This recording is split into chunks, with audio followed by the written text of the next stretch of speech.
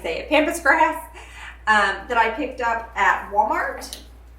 I have some little leaves that I got from Hobby Lobby, some little grass bushes from Hobby Lobby, these fun little berries. These came from Hobby Lobby and off, so not too bad. But you get a lot of little good bits with it.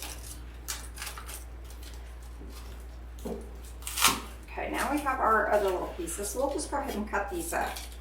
And that way, metal one, you'll see that? I'm just going to use a metal floral pin, and we'll just stick it.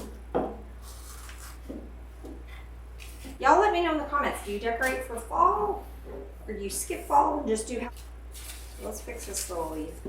Okay, now let's just start filling in some holes. Oh yeah, that's cute. Let's add it.